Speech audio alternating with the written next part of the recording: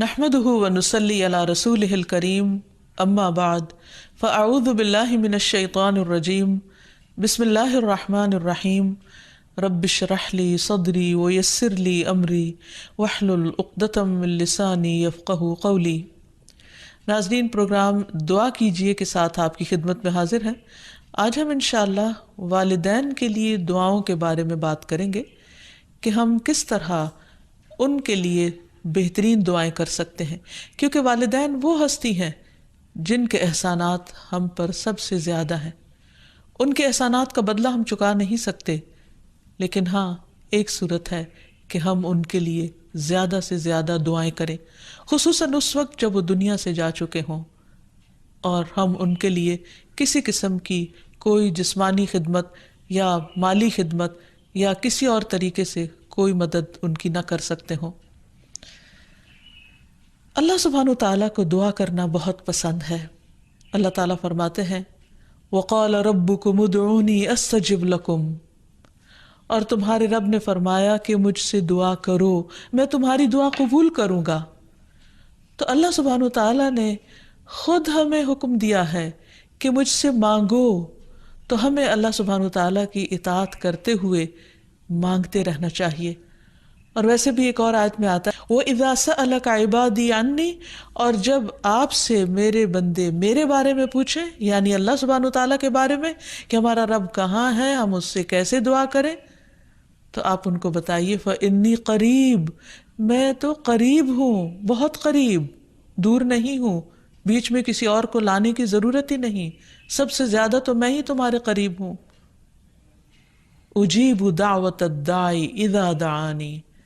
میں پکارنے والے کی پکار کا جواب دیتا ہوں جب بھی وہ مجھے پکارتا ہے، دن کو پکارتا ہے یا رات کو پکارتا ہے، غم میں پکارتا ہے یا غصے میں پکارتا ہے، بھوک میں پکارتا ہے یا بیماری میں پکارتا ہے، جب بھی پکارتا ہے میں اس کی پکار سنتا ہوں۔ تب اس کو کیا چاہیے کہ فَلْيَسْتَجِيبُوا لِي، چاہیے کہ وہ بھی میری بات مانے،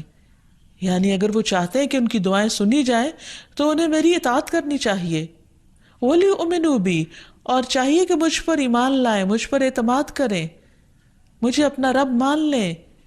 لعلہم یرشدون، شاید کہ وہ سیدھی راہ پائیں، ان کو صحیح راستہ مل جائے۔ ہوتا یہ ہے کہ جب انسان کی زندگی میں کوئی مشکل آتی ہے تو اس کے پیچھے کوئی مقصد ہوتا ہے، کوئی حکمت ہوتی ہے۔ اللہ سبحانہ وتعالیٰ اپنے بندے کو اپنے اور قریب کرنا چاہتا ہے، اس لیے وہ اس کو کسی نہ کسی ایسے دکھ، تکلیف یا پریشانی میں مبتلا کر دیتا ہے تاکہ بندہ اپنے رب کی طرف رجوع کرے، اس مشکل پر صبر کر کے اجر پائے، اللہ تعالیٰ کی طرف رجوع کر کے اور زیادہ دعا مانگے، کیونکہ دعا عبادت ہے، الدعاء هو العبادہ، اللہ سبحانہ وتعالیٰ کے نزدیک نہایت پسندیدہ، اس لیے ہمیں کثرت سے پکارتے رہنا چاہیے۔ اور جب بھی ہم دعا مانگیں تو اس سے پہلے اللہ تعالیٰ کی حمد و ثنا ضرور بیان کریں۔ ایک حدیث میں آتا ہے عبداللہ بن مسعود رضی اللہ عنہ کہتے ہیں کہ میں نماز پڑھ رہا تھا اور نبی صلی اللہ علیہ وسلم، ابو بکر اور عمر ایک ساتھ تھے۔ جب میں بیٹھا تو اللہ تعالیٰ کی حمد و ثنا بیان کی، پھر نبی صلی اللہ علیہ وسلم پر درود بھیجا، پھر اپنے لیے دعا کی تو نبی صلی اللہ علیہ وسلم نے فرمایا مانگو عطا کیا جائے گا، مانگو عطا کیا جائے گا۔ تو اس سے پتہ یہ چلتا ہے کہ دعا سے پہلے اللہ تعالیٰ کی حمد و ثنا بیان کرنا ضروری ہے۔ اللہ تعالیٰ کی حمد و ثنا کے بے پناہ کلمات ہیں، لیکن آج ہم ان کلمات میں سے ایک کلمہ جو اللہ تعالیٰ کو بے حد محبوب ہے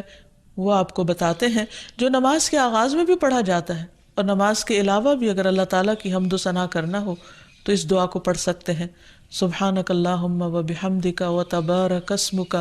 وتعالی جدک ولا الہ غیرک، اے اللہ تو پاک ہے اپنی تعریف کے ساتھ، تیرا نام بڑا ہی برکت والا ہے، تیری بزرگی بلند و برتر ہے، تیرے علاوہ کوئی بھی الہ نہیں ہے۔ تو بہرحال والدین کے لیے دعا کرنے سے پہلے اللہ سبحانہ وتعالیٰ کی حمد و ثنا بیان کیجیے، پھر نبی صلی اللہ علیہ وسلم پر درود بھیجیے، اور پھر اپنے ماں باپ کے لیے دعائیں کیجیے، کیونکہ یہ اللہ تعالیٰ کا حکم بھی ہے وَقُلْ رَبِّ ارْحَمْهُمَا كَمَا رَبَّيَانِي صَغِيرًا، اور آپ کہہ دیجئے اے میرے رب ان دونوں پر رحم کیجئے، یعنی والد پر بھی اور والدہ پر بھی، جیسے انہوں نے مجھے چھوٹا سا پالا تھا، بچپن میں پالا تھا، جب میں نہ خود کھا سکتا تھا نہ پی سکتا تھا اور نہ خود اپنے آپ کو صاف کر سکتا تھا، تو انہوں نے دن رات بغیر کسی وقفے کے میری خدمت کی۔ تو اے رب اب جب کہ وہ بڑے ہو گئے ہیں، وہ تیری رحمت کے محتاج ہیں، تو ان پر رحمت فرما اور ان کی مشکلات آسان فرما۔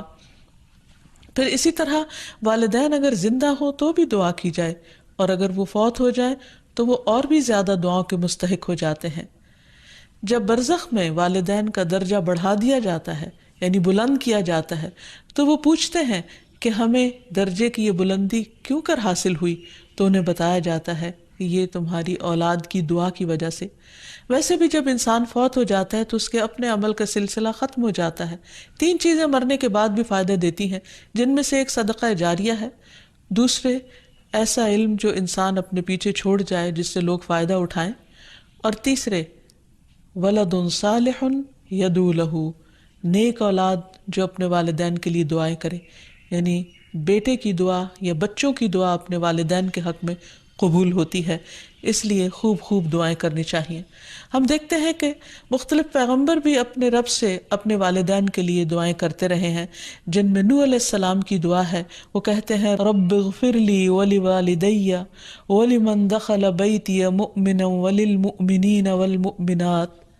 اے میرے پروردگار مجھے بخش دے اور میرے والدین کو بخش دے، اور ہر اس شخص کو جو میرے گھر میں مومن کی حیثیت سے داخل ہوا ہو ان سب کو بھی بخش دے۔ اسی طرح ابراہیم علیہ السلام کی دعا ہے ربنا اغفر لی ولوالدی وللمؤمنین یوم یقوم الحساب، اے ہمارے پروردگار مجھے، میرے والدین اور تمام مومنوں کو اس دن معاف کر دینا جس دن حساب لیا جائے گا۔ پھر اسی طرح ہم دیکھتے ہیں کہ صحابہ کرام اپنے والدین کے لیے دعائیں کیا کرتے تھے، جن میں خاص طور پر حضرت ابو ہریرہ کا ذکر ملتا ہے کہ وہ ایمان لے آئے تھے لیکن ان کی والدہ مشرکہ تھیں، اور وہ نبی صلی اللہ علیہ وسلم کے بارے میں ایسے کلمات کہہ دیتی جس سے ان کو بہت تکلیف ہوتی۔ تو ایک مرتبہ اسی طرح کے کچھ کلمات سن کر وہ روتے ہوئے نبی صلی اللہ علیہ وسلم کے پاس آئے، کہنے لگے کہ یا رسول اللہ صلی اللہ علیہ وسلم آپ میری والدہ کی ہدایت کی دعا کیجیے۔ بہرحال آپ صلی اللہ علیہ وسلم نے ہاتھ اٹھا دیے، ان کے لیے دعا کی، اور جب حضرت ابو ہریرہ واپس گھر پہنچے تو ان کی والدہ اسلام قبول کر چکی تھی۔ حقیقت یہ ہے کہ والدین کے لیے خود بھی دعا کرنی چاہیے اور دوسروں سے بھی دعا کی درخواست کرنی چاہیے۔ پھر اسی طرح ہم دیکھتے ہیں کہ ایک مرتبہ ابو ہریرہ جب اپنے وطن پہنچے تو بڑی اونچی آواز میں کہا اماں جان السلام علیکی ورحمۃ اللہ وبرکاتہ۔ انہوں نے جواب دیا وعلیک السلام ورحمۃ اللہ وبرکاتہ۔ پھر ابو ہریرہ کہنے لگے اللہ تعالیٰ آپ پر رحم فرمائے جیسا کہ آپ نے بچپن میں میری پرورش فرمائی۔ ان کی والدہ نے جواب دیا اے میرے بیٹے تمہیں بھی اللہ تعالیٰ بہترین جزا دے اور تم سے راضی ہو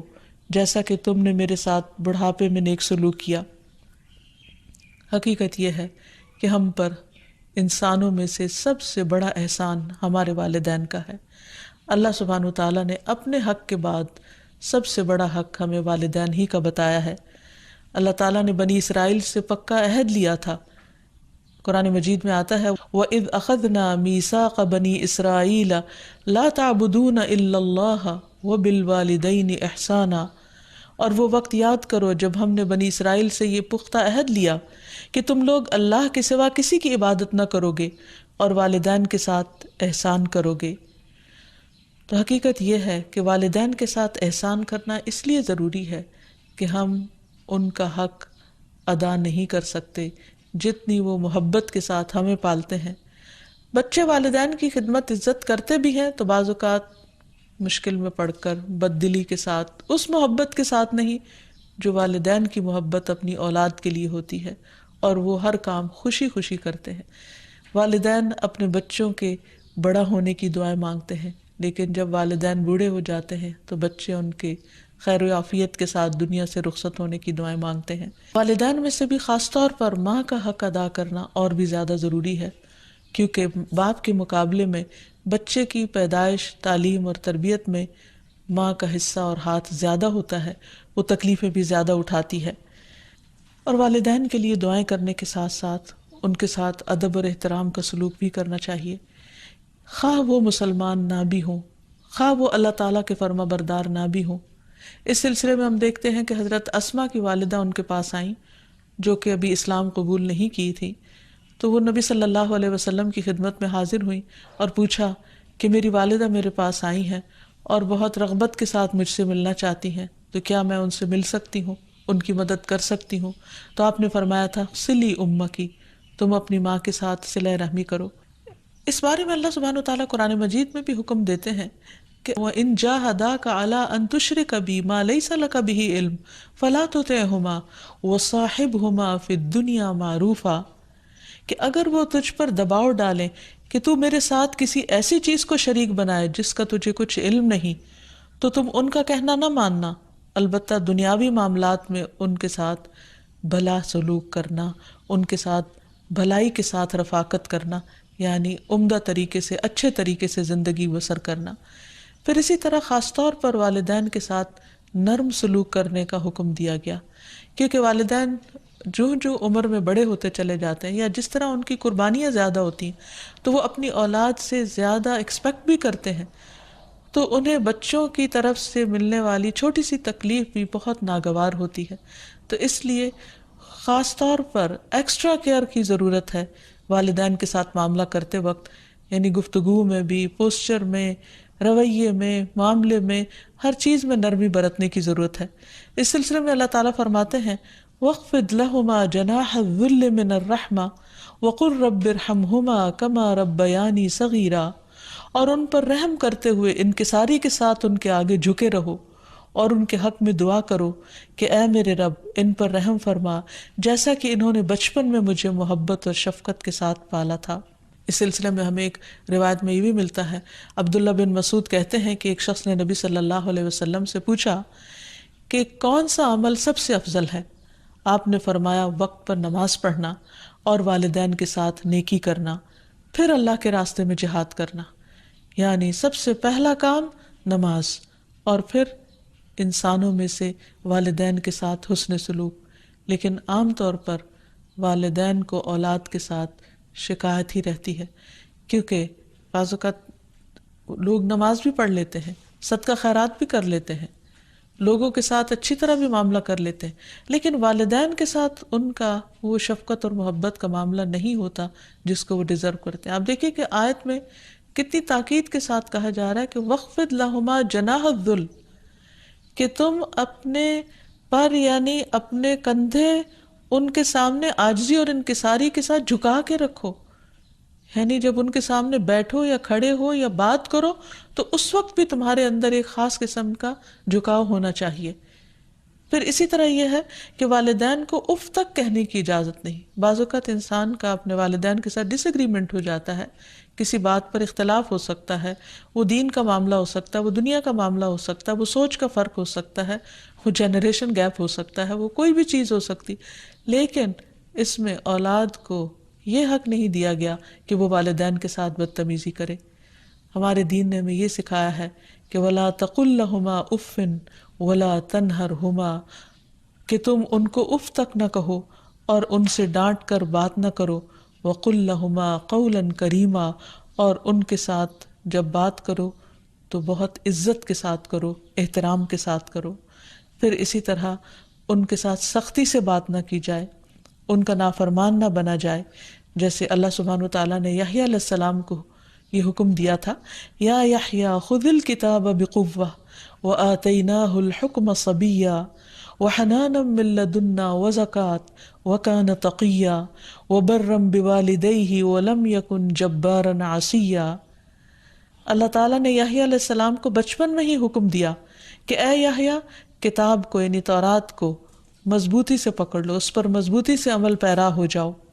اور ہم نے اسے بچپن میں ہی قوت فیصلہ عطا کی، اور ہم نے اسے اپنی مہربانی سے نرم دل اور پاک سیرت بنایا، اور وہ فی الواقع پرہیزگار تھے اور اپنے والدین سے ہمیشہ اچھا سلوک کرتے تھے۔ یہ قرآن مجید کی گواہی، اور کسی وقت بھی جابر اور نافرمان نہ ہوئے، یعنی انہوں نے کبھی بھی اپنے والدین کے ساتھ بدتمیزی نہیں کی، سختی نہیں کی، بد اخلاقی نہیں کی۔ پھر اسی طرح والدین کی نافرمانی کو حرام بھی قرار دیا گیا۔ حدیث میں آتا ہے کہ ان اللہ حرم علیکم عقوق الامہات، اللہ نے تم پر ماؤں کی نافرمانی کو حرام قرار دیا ہے۔ پھر اسی طرح ایک اور حدیث میں آتا ہے کہ اللہ تعالیٰ کی رضامندی باپ کی رضامندی میں ہے، اور اللہ کی ناراضگی باپ کی ناراضگی میں ہے۔ اس لیے والد کا حق ادا کرنا بھی ماں کے ساتھ ساتھ بہت ضروری ہے، اور والدین کا حق ادا نہ کرنا کبیرہ گناہوں میں شمار ہوتا ہے۔ اور کبیرہ گناہ وہ ہیں کہ جن پر اگر انسان توبہ کیے بغیر مر گیا تو قیامت کے دن سخت پکڑ ہوگی۔ اور اسی طرح والدین کو رلانا بھی کبیرہ گناہ ہے، ان کو گالی دینا کبیرہ گناہ ہے۔ پھر اسی طرح والدین تو وہ ہستی ہیں کہ جن کے لیے دعاؤں کے ساتھ ساتھ ان کی طرف سے صدقہ خیرات کرنا بھی خصوصاً ان کے زندگی کے بعد بہت فائدہ مند ہے۔ انسان کو اگر زندگی میں کچھ مشکل پیش آئے، اپنے بچوں کی طرف سے کوئی پریشانی ہو، یا اپنی صحت کی طرف سے، یا کاروبار اور روزگار میں اگر کوئی پریشانی ہو، تو اس وقت انسان کو اپنے والدین کے ساتھ حسن سلوک کرنا چاہیے۔ یہ ان نیکیوں میں سے ہے جس کی وجہ سے انسان کی مشکل بہت جلد حل ہو جاتی ہے، اور خصوصاً صدقہ دیتے وقت والدین کی طرف سے، یعنی ان کو ثواب پہنچانے کی نیت سے صدقہ کیا جائے۔ اس سلسلے میں ہم دیکھتے ہیں ایک آدمی نے نبی صلی اللہ علیہ وسلم سے عرض کیا، میرے والد فوت ہو گئے ہیں اور انہوں نے مال چھوڑا ہے لیکن وصیت نہیں کی، تو کیا میں ان کی طرف سے صدقہ کروں تو ان کے گناہ معاف کر دیے جائیں گے؟ آپ نے فرمایا ہاں۔ اسی طرح حضرت عائشہ سے روایت ہے کہ ایک آدمی نبی صلی اللہ علیہ وسلم کے پاس آیا اور عرض کی کہ یا رسول اللہ، میری والدہ بغیر وصیت کے فوت ہو گئی ہیں، اور میرا گمان ہے کہ اگر وہ بات کرتی تو صدقہ کرتی، اگر میں ان کی طرف سے صدقہ کروں تو کیا ان کو اجر ملے گا؟ آپ نے فرمایا کہ ہاں۔ پھر اسی طرح والدین کے اگر روزے رہتے ہوں تو ان کے قضا روزے ادا کیے جا سکتے ہیں، اگر وہ حج نہ کر پائے ہوں تو ان کی طرف سے حج بدل کیا جا سکتا ہے، یہ ان کے لیے ایک بہت بڑا احسان ہوگا۔ پھر اسی طرح ان کی نظر پوری کی جا سکتی ہے کہ اگر انہوں نے زندگی میں کسی سے کوئی وعدہ کیا ہو اور وہ اسے پورا نہ کر سکے ہوں، اللہ تعالیٰ کے لیے کوئی نظر مانی ہو اور اسے پورا نہ کر سکے ہوں، تو اس کو ادا کر دیا جائے۔ تو خلاصہ یہ ہے کہ انسان اپنے والدین کے ساتھ جو احسان کر سکتا ہے، اس میں جب وہ زندہ ہوں تو ان کا دل خوش کرے، ان کی خدمت کرے، ان پر اپنا مال خرچ کرے، ان کی اطاعت اور فرما برداری کرے، خواہ وہ اللہ کے فرما بردار ہوں یا نہ ہوں، ان کے ساتھ حسن سلوک کرتا رہے۔ جب وہ فوت ہو جائے تو ان کی طرف سے صدقہ خیرات کرے، والدین کے دوستوں کے ساتھ حسن سلوک کرے، اور اس کے ساتھ ساتھ ان کے لیے خوب خوب دعائیں کرے، اور خصوصاً یہ مختصر سی دعا جو اللہ سبحانہ وتعالیٰ نے خود حکم دیا کرنے کو، رب ارحمہما کما ربیانی صغیرا، اس دعا کی خوب خوب تکرار کرے، اور ان کی بخشش کی بھی دعا کرے۔ اور آخر میں ہم سب دعا کرتے ہیں اپنے والدین کے لیے کہ اللہ تعالیٰ ان پر اپنی رحمتیں فرمائے اور ان کو اپنا پسندیدہ بنا لے، اور اگر وہ دنیا سے جا چکے ہیں تو انہیں جنت میں اعلیٰ مقامات عطا فرمائے۔